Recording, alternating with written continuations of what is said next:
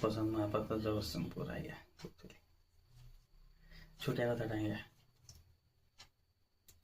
ଆମେ ତ ସମସ୍ତେ ଲୋଭରେ ମାତିଛେ, ସମସ୍ତେ କିଛି ନା କିଛି ସ୍ୱାର୍ଥରେ ମାତିଛେ। ଥରେ ଶ୍ମଶାନର ହୃଦୟ ବିଦାରକ ଦୃଶ୍ୟ ଦେଖିଛନ୍ତି କେବେ? ଯାଇକି ଶ୍ମଶାନ ନେଇ ଥରେ ଦେଖିଛନ୍ତି କେବେ? ଥରେ ଶ୍ମଶାନ ନେଇ ଦେଖିବେ, କେତେ ଯେ କଷ୍ଟ।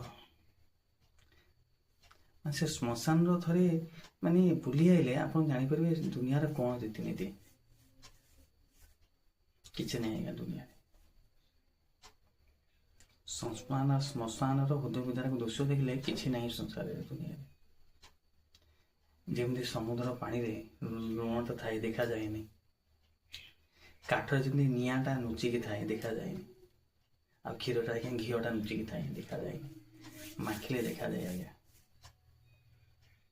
ସେ ଭଗବାନ ଈଶ୍ୱର ପରମାତ୍ମା ପରମେଶ୍ୱର କରୁଣାମୟ ସମସ୍ତଙ୍କ ହୃଦୟରେ ଲୁଚିକି ଥାନ୍ତି ସୂକ୍ଷ୍ମ ରୂପରେ। ଆଉ ଦେଖିବା ଦରକାର, ପରୀକ୍ଷା ଦରକାର। ଖାଲି ମିଛଟାରେ ଆମେ ଏମିତି ବୁଲୁଛୁ। ପରମାତ୍ମା ସମସ୍ତଙ୍କ ଦେହରେ ଅଛନ୍ତି ଆଜ୍ଞା। ଆମେ କ'ଣ ବା କହିବା? ମୃତ୍ୟୁ ସମୟରେ ଶେଷ ନିଶ୍ୱାସ ବେଳେ କେବଳ ଭଗବାନ ହିଁ ସାହା ଭରସା। ପତୃ ମିତ୍ର କଳଦ କେହି ସାହା ନୁହଁ ଆଜ୍ଞା। ଈଶ୍ୱର କେବଳ ଆପଣ କର୍ମ ହିଁ ନେଇକି ଯିବେ। ଯଦି କର୍ମ ଠିକ୍ କରିଥିବେ କର୍ମକୁ ନେଇକି ଯିବେ, ଆଉ କେହି ଆପଣଙ୍କ ସାଙ୍ଗରେ ଯିବେନି ଆଜ୍ଞା।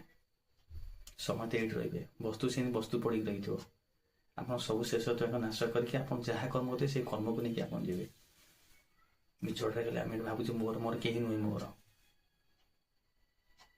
ସବୁ କର। ରହୁଛି ଆଜ୍ଞା, ନମସ୍କାର। ଯଦି ଭଲ ଲାଗେ ଛୋଟିଆ ଲାଇକ୍ ଆଉ କମେଣ୍ଟ ଟିକେ କରିବେ, ଫଲୋ କରିବାକୁ ଭୁଲିବେନି ଆଜ୍ଞା।